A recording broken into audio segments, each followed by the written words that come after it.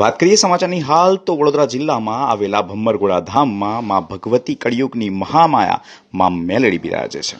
દર રવિવારે જુદા જુદા જિલ્લાઓ અને તાલુકાઓમાંથી અસંખ્ય માઈ ભક્તો અહીં દર્શન કરવા આવતા હોય છે. હિતેશ પરમારનો રિપોર્ટ, કર્ણાવતી ન્યૂઝ, વડોદરા.